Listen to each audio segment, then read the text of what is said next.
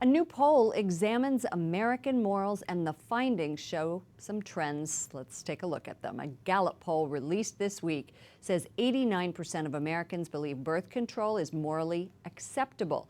Divorce closely followed, 72%, and the issue with the least support, 10%, married men and women having an affair. Mary Rice Hasson directs the Catholic Women's Forum and the Ethics and Public Policy Center. Thank you for joining us. Thank you for having me. How do American Catholic views differ from the views that we just saw? I wish I could say they differ, because the views of American Catholics unfortunately mirror the views of the culture at large, because Catholics swim in the same cultural waters as everyone else.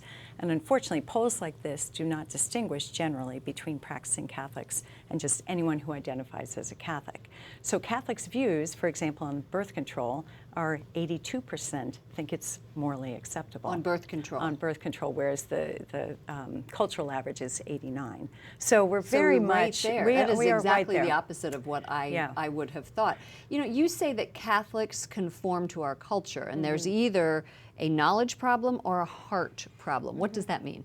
Yeah, so here's the thing. If you've got the culture saying one thing that's opposed to what the church teaches, the question is, how do you get people back? And the fact that we've got this divide says there is a problem of heart and head, you know. So you appeal to, you give people information, the natural law, you tell them what's good for them, you educate them. So for example, contraception is not good for women, and we now know that. Physically, it's not good for the culture.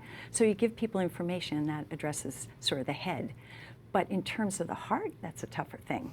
And you know, as a mom, my children did not learn by trial and error that the stove is hot and that they can't play in the traffic. You just told them.